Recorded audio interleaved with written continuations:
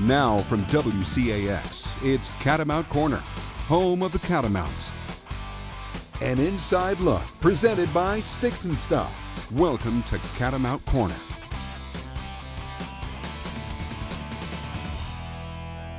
Well, welcome back inside Catamount Corner, first episode here in calendar year 2026. And this time of year, it's always a busy one. Winter sports heating up and the spring sports, believe it or not, gearing up. Yeah, believe it or not, seriously. We're starting off tonight with a look ahead at the men's and women's lacrosse seasons. The men's squad coming off a year where they just barely missed the conference tournament, something they know is not up to the program standard and something they're looking to reverse in 2026.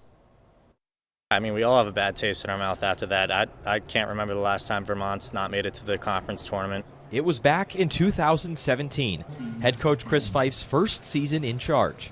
Since then, Vermont has made it to 5 conference title games, winning 2 of them. And Fife said this team doesn't need a reminder of last year for the drive to get back to the top. You know, it's pretty built in at this point. We don't have to talk about it. It's just how we work every day. The motivation is there, a lot of new faces, a lot of competition. Competition breeds success, and so we're not really focused on last season. We're just focused on being the best version of this team, and I think, you know, it's built in that, you know, we're not satisfied not competing for championships in this league, and we think we have the guys in the locker room to do so. We just got to be peaking at the right time of the year. The Catamounts return a whole lot of production from last year's team, including 5 of the top 6 goal scorers and the top 8 guys in caused turnovers. Depth up and down the roster should help down the stretch of the season, but it's also helped them hit the ground running in the preseason. I think it's just competition level. I think everyone knew coming into this year how deep the depth chart's going to be on both sides of the ball, even the goalie and face-off room. So I think it's just really increased our competition level throughout practices, throughout weight room, throughout the run test.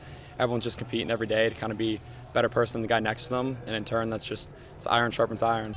Of the players gone from last year is face-off specialist Henry Dodge, who transferred to Maryland. He won 71% of 210 face-offs last season.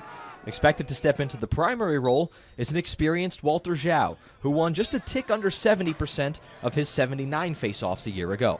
He's ready for it. He's got the skills. He's got the ability. Also, Rocco Boland is a phenomenal face-off guy to back him up and has a little bit of a different skill set. So I think they're a really good combination, the two of them.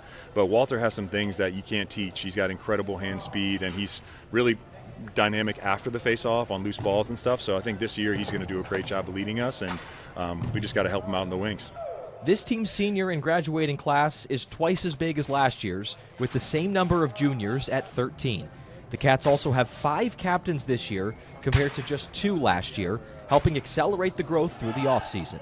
We've been able to cover a lot of ground, and over the break, our accountability groups at every position have been led by our captains. So the guys have come back much more dialed. You saw that in the run test today, and the intensity of practice and enthusiasm has been super high. It's key to have a bunch of seniors and juniors that have played here before and have been in these key roles, and then have freshmen playing under them to watch them play. And as they hope to get back to the top of the league, they're using a we over me mentality to drive their season.